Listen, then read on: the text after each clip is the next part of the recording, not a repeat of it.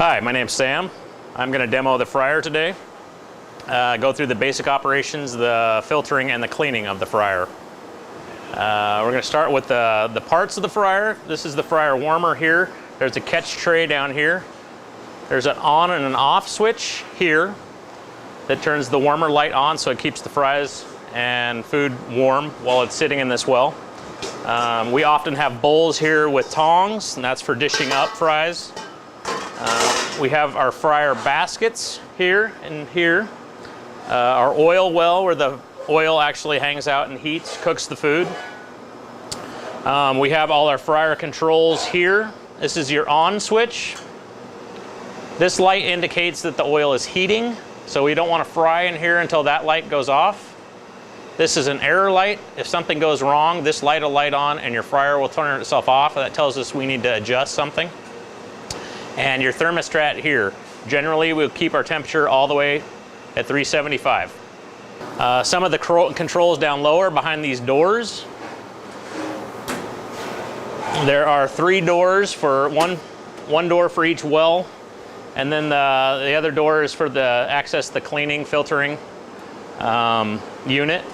We've got a drain, which is the red handle, a filter, which is the yellow handle, and then we've also got a drawer here that has all the filtering drain pan, the filter, and some of the other parts down there. So I'm going to walk you through the filtering process today. Generally what we want to do is remove the baskets. We can take these in the back to get washed. Right now I'll just set them here for ease of demonstration. We've got a grate, which is inside the oil. You want to make sure you use tongs to remove the grate and lift that out. And you can either set that in one of these baskets or actually set it in the warming tray here where it'll drain. The first part of filtering the fryer is releasing the drain valve. So that's your red handle. You want to pull on that, and you should be able to notice the oil level starting to drop at that point. Then you want to turn your pump on, which is the yellow handle. It's going to make a little bit of noise. And that'll actually pump the oil from the bottom of that filter pan through the filter paper and then back up into the well. So at this point, you can see that there is a bunch of sediment around the rim of the fryer, a lot of sediment on the sides of the wells. This is extremely hot, so you want to be careful not to touch it with your bare hands. You'll end up with blisters. Rinse some of that sediment down with oil from the adjacent fryer. As you can see, some of that is washing off the sides. And that sediment will drift down into the bottom of your fryer, and it'll cycle through your filter.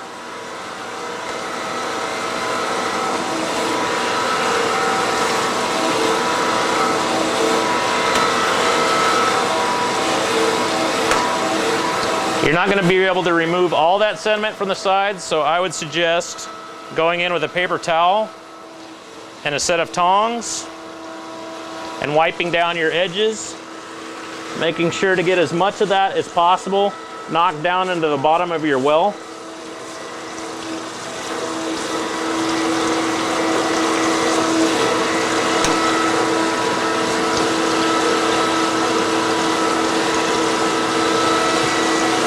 When you think you've got enough of it knocked down and your fryer's done draining, you can see the oil pumping through the bottom. Occasionally you'll end up with a plug in that well and it won't drain all the way. So you want to step in with a drain poker and actually get down in there into the bottom and push this poker into the drain hole. Occasionally you get whole fries or onion rings or whatever in the bottom of that fryer, and it'll plug it up. So you want to make sure to get in there and push it out. So after we have this completely wiped down and fairly clean,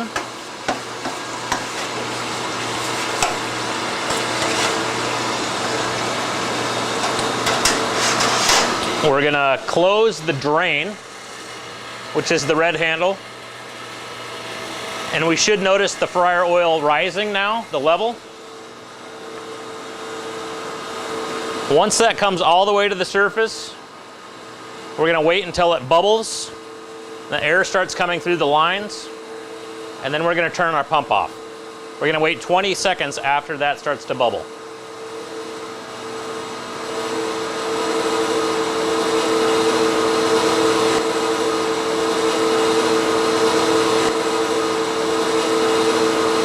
It generally takes about 2 minutes.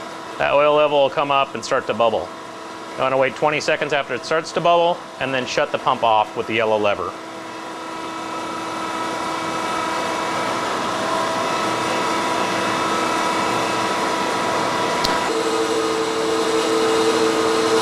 So your fill lines are going to be here and here.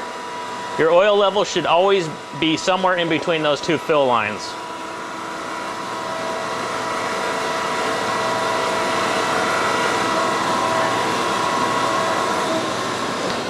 You notice a little change in the noise of the pump when it's complete, and then it'll bubble, and you want to wait 20 seconds for that bubbling. That gets all the oil out of the lines, as much of it as we can back into the fryer well. And then we can turn that pump off.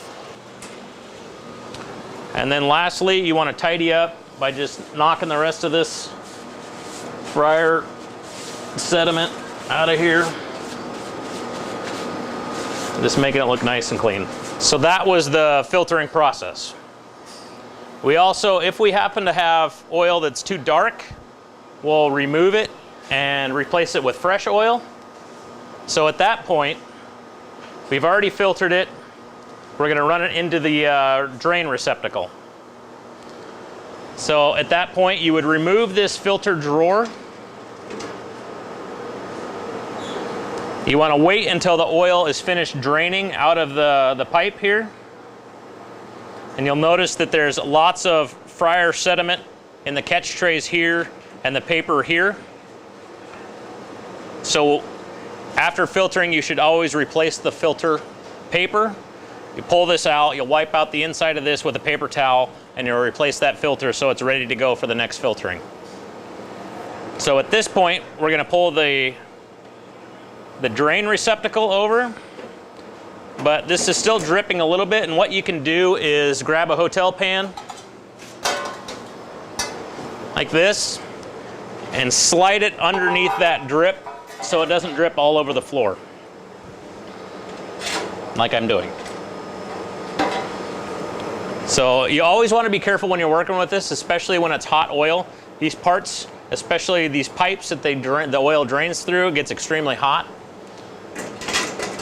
So this tray comes all the way out, and this tray itself will be warm, so you might want to use towels to protect your hands. So we'll just slide that out of the way for now, and we'll grab our filtering receptacle. This is our drain receptacle. There's a tray that the oil flows into here. If I can get this latch undone.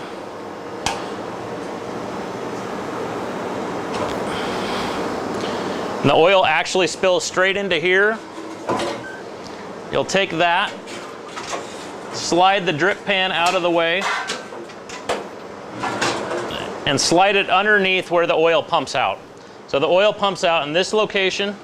We want to make sure we're centered over the top of that so we don't get any splashing or make a mess out of the oil. At this point, you're just going to pull that red lever again, and I'm not going to do it now because I don't want to waste 3 gallons worth of oil. So you're going to pull this lever, oil is going to drain down into this receptacle, then you're going to pull it out, cap this off, make sure the latch is secured so you don't spill oil all over the floor, and then you'll wheel it out to the parking lot where the fryer vat is that we recycle the oil into. So once you get it out there, you'll just set this nozzle. There's a pin here. This nozzle swings over. You'll sidle up next to the vat, lift the lid, making sure that this nozzle is over the top of the vat, and then crank the crank until all the oil is removed from the bottom. So that is the filtering and recycling of the fryer. So after filtering or recycling, you want to refill the fryer with fresh oil. If you're filtering it, you just want to make sure it's topped off. If you're actually recycling the oil, you're going to refill it from scratch. So these are our oil jugs here. They come in 35-pound cartons. They've got a liner inside of them.